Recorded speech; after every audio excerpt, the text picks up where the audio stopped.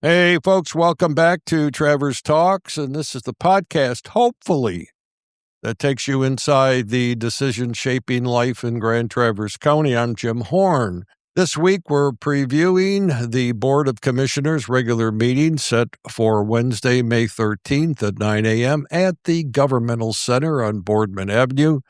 This agenda is really long, so let's cut to what really actually matters. Housing study coming up. We'll start with what may be the most consequential vote on this agenda. Item B11 on the consent calendar. Commissioners are being asked to engage Community Scale, a planning consultancy, to conduct a full housing study for Grand Traverse County. The supporting packet runs nearly 150 pages. And that's a sign that the county is really treating this as a backbone for whatever comes next. If you live here, you already know the story. Workforce housing is scarce.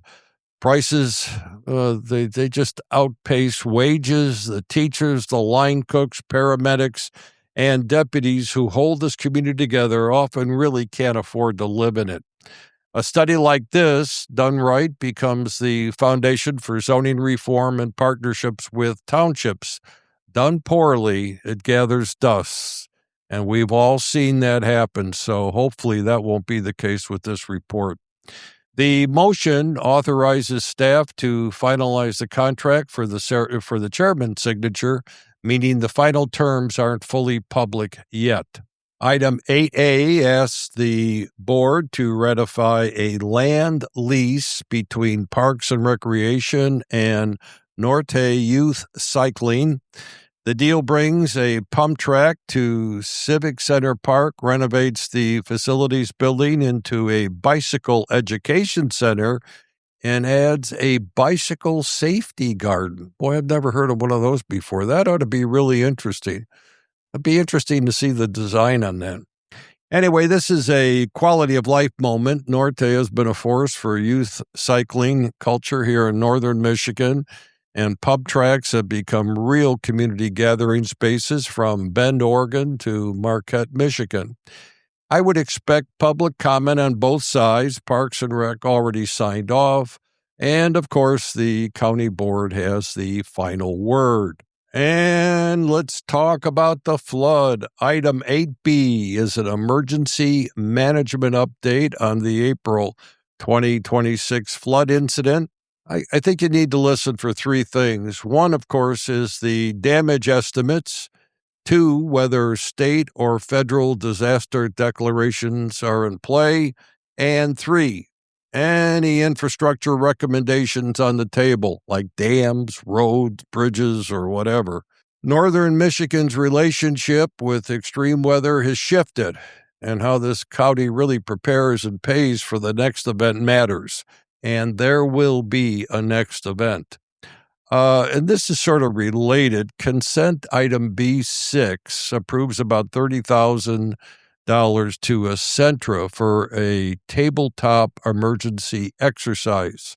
It's a small line item, but actually that's the kind of preparedness investment that really pays off when the next call comes in. And as I said earlier, it will. Mental health is also on the agenda. Under special orders of business, Laura Glenn from Munson is delivering a crisis center update. This is a critical regional behavioral health infrastructure problem. Listeners who follow this know how badly northern Michigan needs alternatives to emergency rooms and jails for people in mental health crisis. Pair this with the Northern Lakes Community Mental Health 2025 annual report on consent, and you have two major data points on one agenda. And I think you ought to watch this segment live, and you can find out where it's at if you go to the Grand Traverse County site, and you'll find out where you can watch this live, actually from your own home. The chain of lakes. Item B9 asks for a 90-day extension to the Chain of Lakes committee deadlines. The motion language is procedural. It preserves the board's process and allows time for analysis and recommendations. And here's the translation. Water quality, riparian rights, and lake management touch some of the most passionate constituencies in this county. Whatever the committee is working on isn't ready yet. A delay isn't necessarily a problem, but it's a signal. So let's see what happens when they come back in August. Under unfinished business, the treasurer is requesting a full-time employee increase going from 4.7 full-time equivalents to 6. And that's really more than a full-time position. The case for new staff is workload, compliance risk, or service backlogs. The case, of course, is always cost. Do we really need that person? I'm sure they're going to lay that out very carefully. Expect commissioners to ask whether this is a permanent expansion or a temporary surge and whether it's a one-off or part of a broader staffing trend. And a few quick hits. Consent item A, 10, includes Project Alpha's March progress report and pay application 1, and that's usually a sign the project is moving from paperwork into physical work. And our sheriff is buying a $54,000 Ford Transit van for corrections transport. IT is renewing managed services with I3 Verticals at $117,000 and SysAid ticketing near $37,000. EP and L wants $42,000 for additional Epic-GT licenses. A lot of acronyms there, but it's what it really boils down to is a lot of departments asking for money.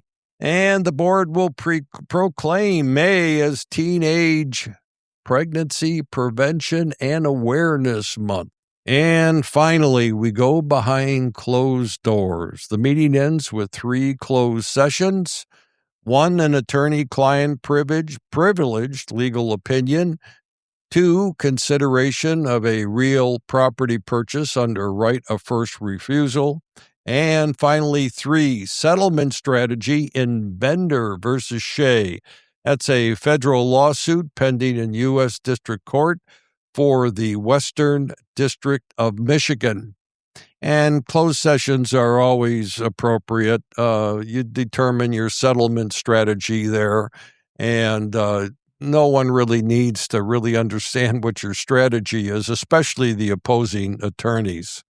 Anyway, that's your roadmap for May 13th.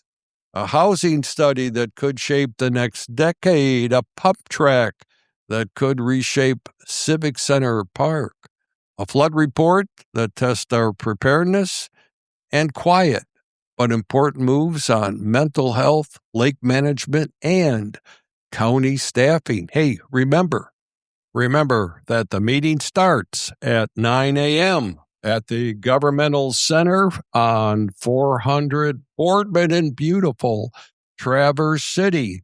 Public comment opens and closes the meeting. Show up there or tune in. Anyway, for Traverse Talks, I'm Jim Horn. Thanks for listening.